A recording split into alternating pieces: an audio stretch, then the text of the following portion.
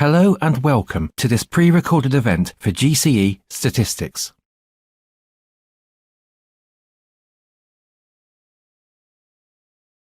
To help you get the most out of this feedback, you may want to have the following documents handy, as we will refer to them during the session.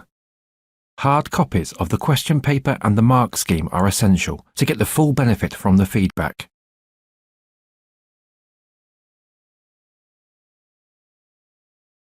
During the session, we will take a look at candidates' performance in each question and we'll consider common mistakes. You will have the opportunity to allocate marks for some of the questions and to compare your mark with the agreed mark. Let's make a start and look at question 1.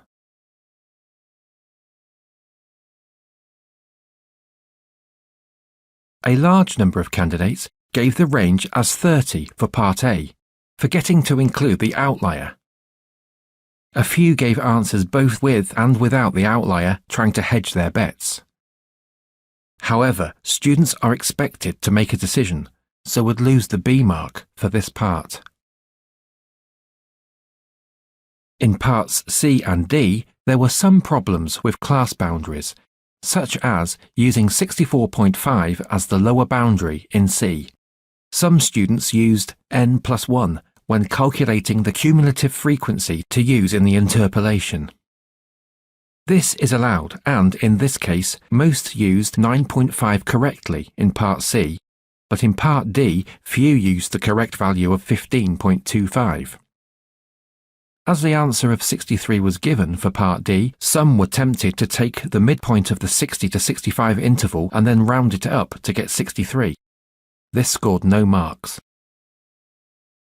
In E, Part 1, most were able to find the limits of 45 and 93 and make a suitable comment, although a sizable minority used the interquartile range of 13 from Part B in their calculation, losing all 3 marks. In E, Part 2, most were able to draw an accurate box plot with the occasional plotting mistake, the main one being to plot the upper quartile at 85 degrees instead of 84 degrees. The final part of this question, Part F, proved a good discriminator, with many revealing a lack of understanding about how to interpret the statistics they had calculated. Whilst most achieved 2 out of the 3 marks for choosing the 70-degree angle and giving a suitable reason based on those in the mark scheme, few gave both reasons.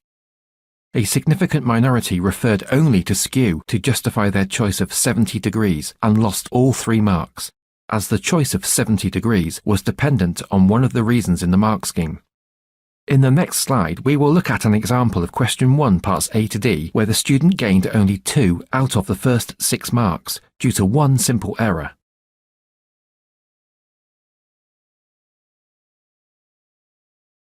As you can see in this example, the candidate has answered both parts A and B correctly. However, in C and D, the student gets no marks, despite virtually all the calculations being correct, but with incorrect class boundaries.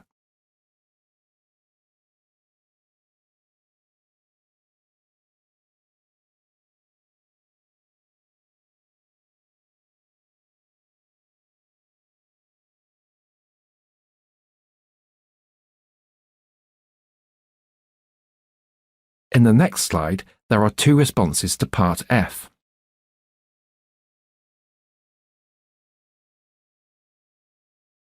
Pause the presentation on this slide and use your hard copy of the mark scheme to allocate marks out of 3 to each response. When you are ready, press play to move on to the next slide and compare your mark with the agreed marks for these responses.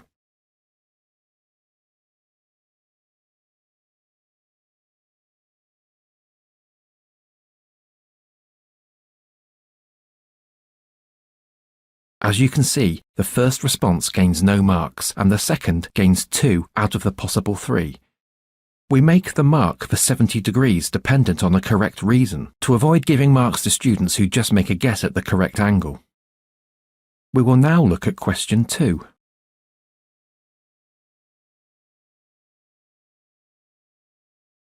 In Part A, most students got the correct values of A and B.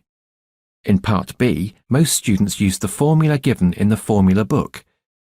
It is worth stressing that we expect final answers to at least 3 significant figures.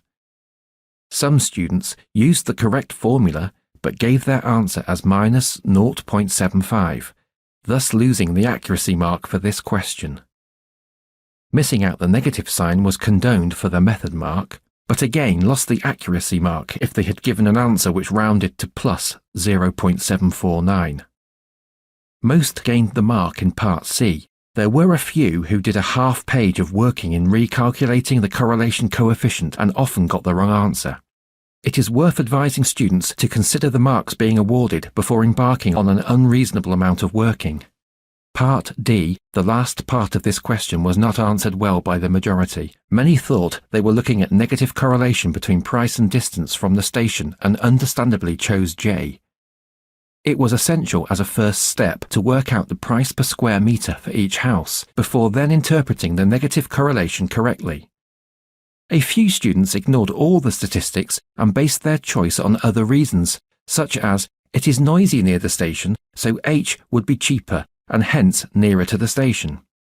This response would not get any marks. We will now move on to question 3.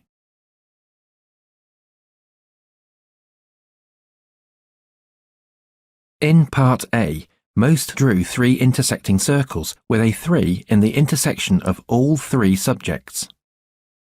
Many failed to appreciate that this intersection was included in the number of students studying 2 subjects. However, many were still able to pick up a method mark for showing evidence of some correct subtraction. A few candidates did not draw a box around their circles and so did not score the final B1 mark. Part B was well answered, even if their Venn diagram was incorrect. However, a few muddled their denominators and gave an answer as the fraction 13 over 58 rather than 13 over 80.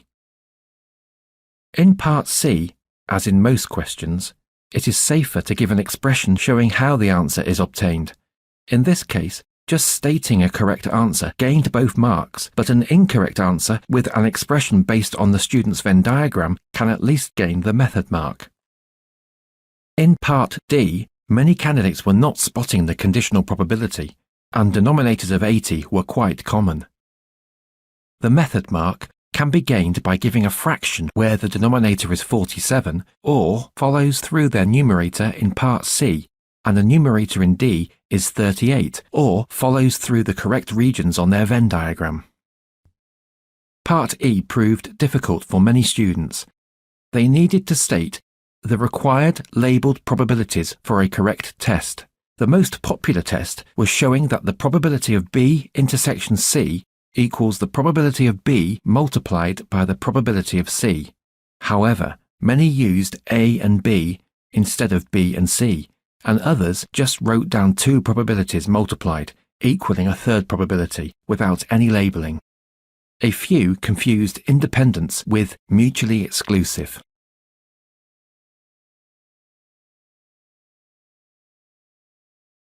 On this slide, we have a response to 3A and B. Pause the presentation and use the mark scheme to allocate marks for each part. When you have finished, press play to see the agreed marks.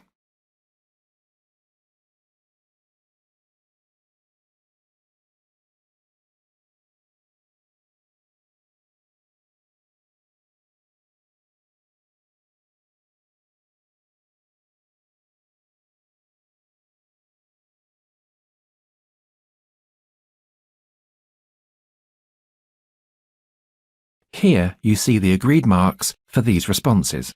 In Part A, they have shown the 3 circles with the 3 students in the intersection of all 3 subjects. Unfortunately, they have not realised that the 7 students doing biology and chemistry include the 3 doing all 3 subjects.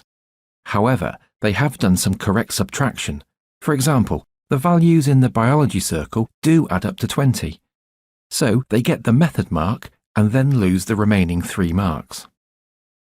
In Part B, they have a correct follow-through from their Venn diagram with 7 students just doing chemistry with a correct denominator of 80, so they get the B mark. On the next slide, we see an example of question 3 parts A, B and C with annotations to show how the marks are distributed.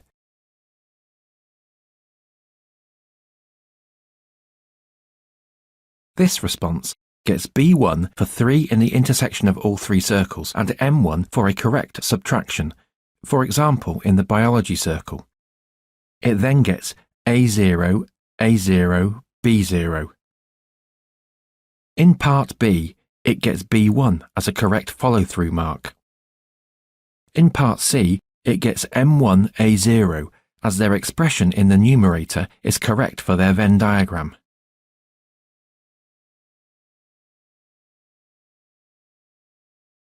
We now move on to question 4. There was plenty in this question for all of the candidates, with high marks for parts B, C and E, whereas parts A, D and F proved to be more challenging. In part A fairly generous first mark was given for a plausible reason, whilst the second mark required 2 very convincing reasons. Part B was answered well, with the main error being misreading 255 as 225. Again, in part C, most students could use the formula book to get the correct values of B and then A.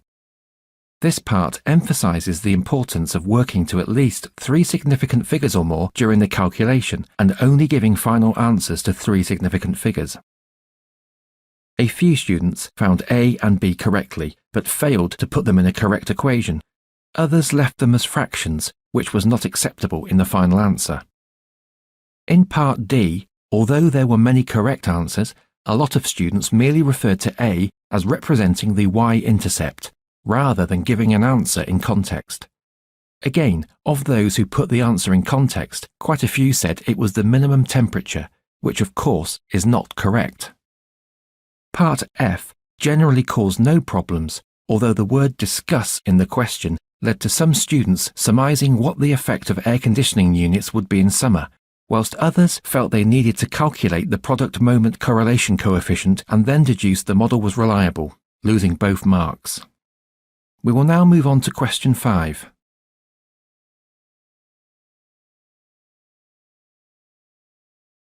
In part A, the main error seen was omitting to multiply by 3, but others thought that the probability of 0.432 came from 2 times 0.216 and scored 0. Rather strangely, a number of those getting an answer of 0.144 in part A then continued to use it in the rest of the question despite the answer being given. In part B, a few students used a circular argument using the given value of 0.432 to find 0.288, and then going back to part A and using the 0.288 to find 0.432. They of course got no marks for part A. In part C, some candidates attempted to consider the situation as a set of 6 questions, but they rarely considered all 15 arrangements in this situation. Parts D and E were generally well answered. However, part F proved more challenging. The most popular approach was to find the probability distribution for the number of points in the bonus round. However, in many cases this was not successful and no marks were gained. A few candidates obtained the distribution and then gave an answer of 35, since this score had the highest probability. Pause the presentation on the next slide and use the mark scheme to allocate marks to the response for question 5, parts D, E and F. When complete, press play.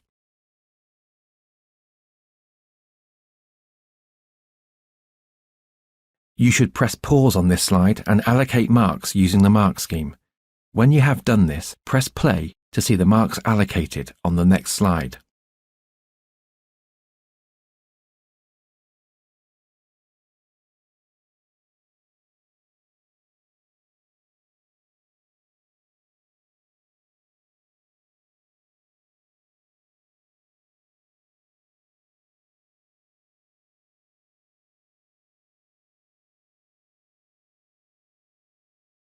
You can see that the candidate scored 6 out of the possible 8 marks on this section of question 5.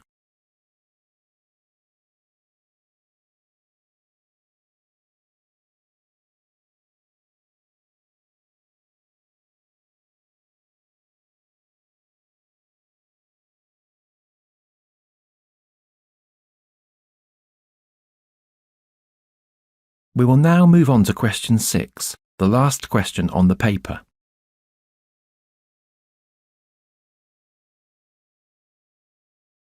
many students still seem to have difficulties with the normal distribution at this level, and this question proved no exception.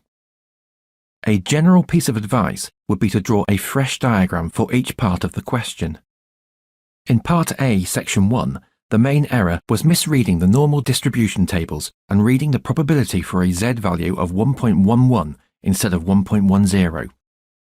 In Section 2, a diagram would have indicated that the common answer of 0.0287 was not possible for the probability of being greater than a negative z value.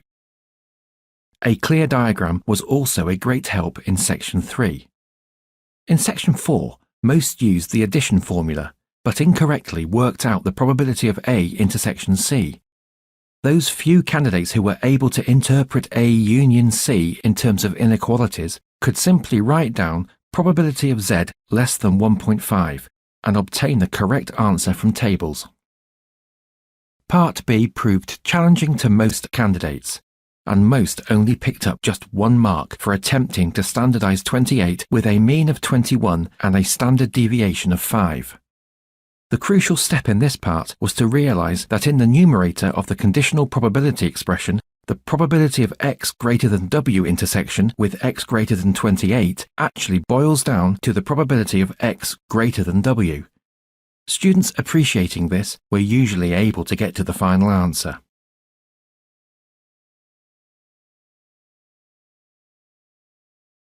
As the final activity for this presentation, use the mark scheme to allocate marks to this response to question 6b.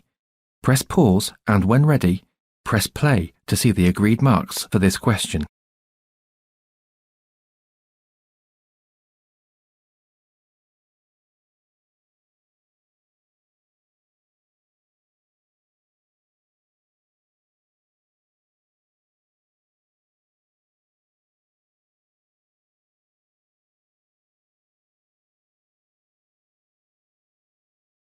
Here we see the agreed marks for question 6b.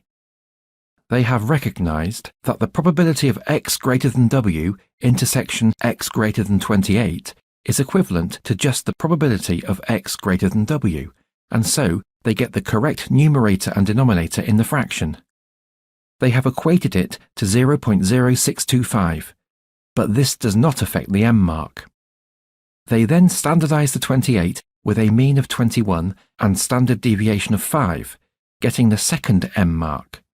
They lose the accuracy mark for an incorrect result.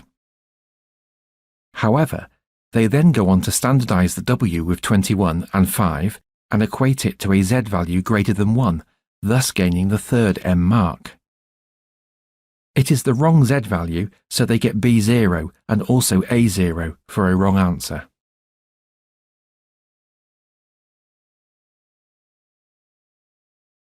We have now covered all 6 questions and have seen some examples of student responses. Let us now take a look at some of the possible reasons why students did well on this paper. The first reason is to do with accuracy of working. It is best to work to 4 or 5 significant figures in questions and only round to 3 significant figures on reaching the final answer. In question 2b, some candidates must have got an answer to about 9 decimal places on their calculator and then recorded it as minus 0.75, thus losing the accuracy mark in that section. Also, in question 4c, some used b equals minus 2.1 to find a, and thus got an inaccurate value for a, again losing the final accuracy mark.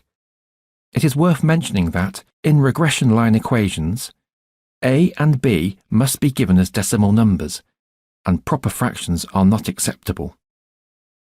In question 6, candidates who had drawn diagrams with the areas required clearly marked did far better than those who did not draw a diagram.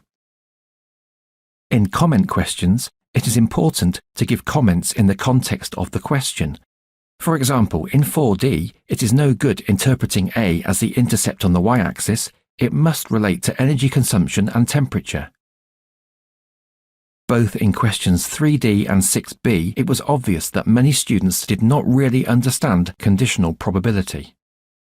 Finally, there are still a lot of students who misinterpret information to be put on a Venn diagram.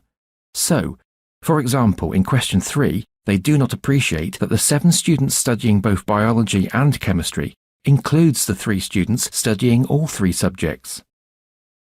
We will now look at students who did not do well.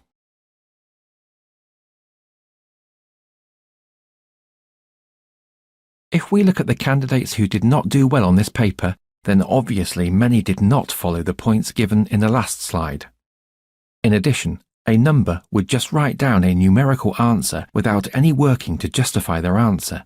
This is a high-risk strategy. If the answer is correct, then in many cases, but not in all, they would get full marks.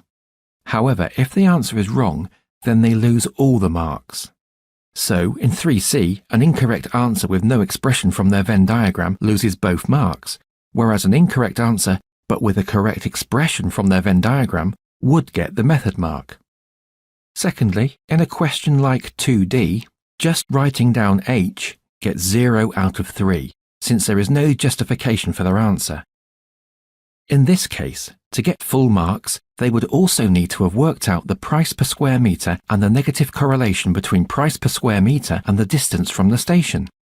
Also, in 4F, just saying unreliable without a reason would lose both marks. In probability questions, many candidates are not clear about the difference between independent events and mutually exclusive events. This proved to be a problem for many in question 3D. Finally, whilst examiners are always trying to give candidates as many marks as possible, it is not made any easier by those students who set out their work in a haphazard way, with lots of scribblings out, so that examiners are having to search for answers to award marks to. Students will help themselves if they can develop the habit of setting out their work in a clear and logical way. This is the end of the presentation giving feedback on the June 2015 S1 exam. The final 3 slides give links where further information can be found regarding overall grade outcomes for Edexcel examinations, grade boundaries and details of the changes to GCSE and GCE subjects for first teaching in September 2015.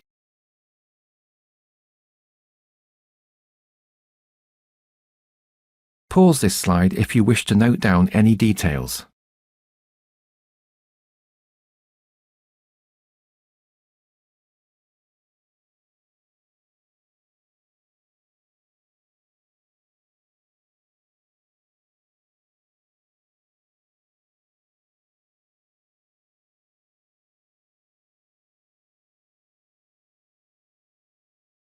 GCSE English subjects and Maths are changing for first teaching in September 2015, with first assessments in summer 2017. GCEs for a range of subjects are changing for first teaching in September 2015, with first assessments in summer 2017. We have also published our specifications on the Edexcel website. We are also running a series of launch events too. Our specs and SAMs, as well as further information about our launch events, can be found on edexcel.com. Other GCSE and GCE subjects will follow in 2016 and 2017.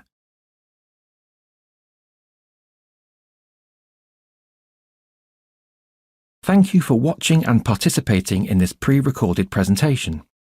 We always wish to improve the training we provide. You will shortly receive an email directing you to our online feedback form. The form takes no more than a couple of minutes to complete. Please help us to improve by letting us know your thoughts by filling in this short form. Thank you once again.